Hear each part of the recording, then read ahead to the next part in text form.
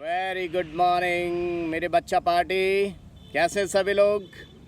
Sir डरे हुए हैं एकदम, मत पूछिए। इतना पढ़ते हैं फिर भी डर है, बहुत ज़्यादा लग रहा है। चाहे वो नीट एग्जामिनेशन हो, आईआईटी हो या फिर बोर्ड एग्जामिनेशन हो। सर बोर्ड एग्जामिनेशन हम सभी को पता है कि हम पास आउट कर लेंगे, लेकिन फिर भी डर क्यों लग रहा है? थोड़ा बहुत तो लग ही रहा है। लेकिन नीट ठीक बोर्ड एग्जामिनेशन के बाद है। कुछ लोग कह रहे हैं कि नीट एग्जामिनेशन की डेट बढ़ जाएगी। क्या करें सर? पहले बता देते ये तो हम उस हिसाब से पढ़ाई करते हैं। माय डियर स्टूडेंट्स, देखिए अगर डेट पोस्टपोन्ड होती है तो इट्स ओके, लेकिन you have to prepare definitely whatever the date the examination is mentioned. क्योंकि अगर डेट नहीं टली, जिसके कि चांसेस बहुत रेयर हैं, तो फिर आप कहीं के नहीं रहेंगे। तो देखिए वक्त कम या ज़्यादा नहीं होता, या कम सोने से वक्त ज़्यादा नहीं हो जाता। बात इस बात की है कि डर हर किसी को लगता है। जिसकी फर्स्ट रैंक आएगी, आज आपके आस पड़ोस में कोई बहुत इंटेलिजेंट आपको लगता हो, उससे लिखवा लीजिए कि डर लगता है। यस, वो भी कहेगा यस मैं डरा हुआ हूँ या डरी हुई हूँ। लेकिन एग्जामिनेशन में हो सकता है वो टॉप 10 रैंक पे हूँ। मैं अगर आपको आयुष की बात बताऊँ तो उसकी टॉप 10 में रैंक आई। सुएस की बात बताऊं, सुएस की तो आपको पता ही है 715, ताज़ा एग्जाम्पल लास्ट ईयर का। एक वक्त कह रहा था कि मैं छोड़ना चाहता हूं एग्जामिनेशन, तो बताइए 715 मार्क्स जिसको मिले हैं वो कह रहा है कि मैं छोड़ना चाहता हूं एग्जामिनेशन। डर सबको लगता है, लेकिन आपने डर के बैठना नहीं है कि भगवान भरोसे हो जाए। भगवान देखिए ऑलमाइटी गॉड सबके साथ है। आपको कर्म करना है और वो भी बिना डरे हुए। हल्का प्रेशर तो definitely it is required, but हद से ज़्यादा अगर डर आ गया तो आप दिन के 2 घंटे डर के पढ़ेंगे, और डर के कुछ होता नहीं है। पता नहीं कोई हार्मोन सीक्रेट होते हैं, वो आपको इतना डराते हैं कि कुछ भी ब्रेन में बहुत अच्छे से नहीं जाता। बस छोटा सा वीडियो था, यही बताना चाहता हूँ कि आपके साथ बहुत सारे फ्रेंड्स नहीं होंगे, क्योंकि कोविड पैंडमिक अभी गया है, आप स्कूल गए नहीं हैं। अगर गए होते तो उसका फ़ायदा ये होता है कि ग्रुप होता है, ग्रुप में आप अपनी बातें शेयर करते हैं, तो पता लगता है कि हम ही नहीं हैं, हमारे साथ हमारे जैसे और भी लोग हैं। लेकिन आप चिंता ना करें, आप सभी के साथ मैं हूँ, और मेरे साथ बहुत सारे बच्चों की बातें होती हैं, और 22 ईयर्स का जो एक्सपीरियंस है वो बताता है कि डर सबको लगता है। अरे आप छोड़िए, एग्ज़ामिनेशन देने हम जाते हैं तो डर हमको लगता है। सर आप कौन सा एग्ज़ाम? अरे आप मान लीजिए हमारा फर्स्ट बैच स्टार्ट हो रहा है, उसमें आप लोग आ रहे हैं, जबकि हमें पता है कि मैं 22 ईयर्स से पढ़ा रहा हूँ, लेकिन फिर भी लगता है कि यार फर्स्ट बैच में, फर्स्ट क्लास में I will be able to teach you.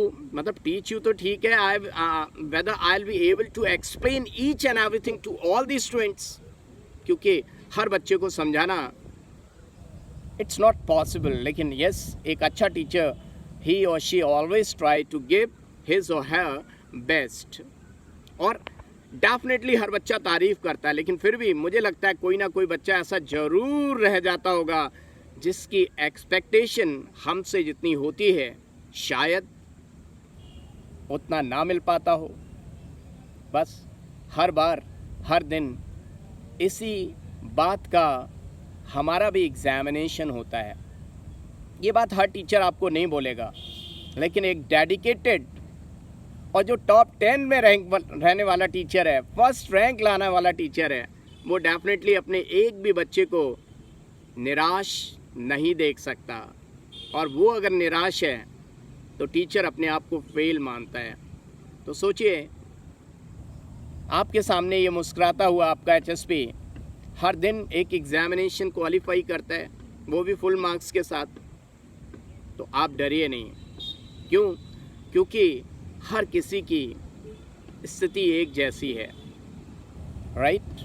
बस ध्यान किस बात का रखना है कि जब भी कोई क्वेश्चन करते हैं, नॉट का ध्यान रखें, एक्सेप्ट का ध्यान रखें।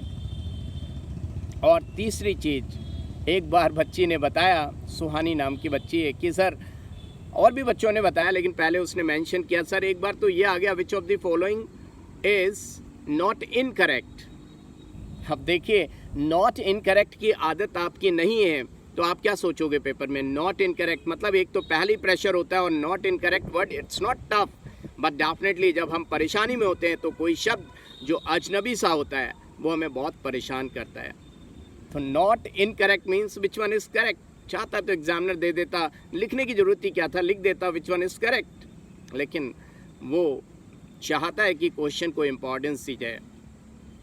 तो ये 3 चीज़ें ज़रूर खोजिएगा जब भी आप प्रैक्टिस कर रहे हैं, क्योंकि प्रैक्टिस इस बात की नहीं होती कि आप कितने मार्क्स ला रहे हैं और कौन फर्स्ट आ रहा है। Practice is just when you are going to give your examination, final examination for NEET और IIT, you should be having those many guts, those many things in your brain which you are going to face over there when the time is very less over there, and number of questions you are supposed to attempt.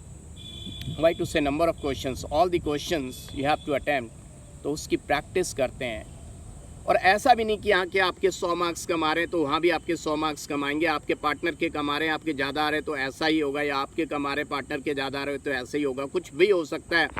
बात इस बात की है आपने कोशिशें कितनी की हैं। और बहुत सारे क्वेश्चंस ऐसे होंगे जो आपको तकलीफ़ देते होंगे, लेकिन पढ़ते रहिए माय डियर फ्रेंड्स।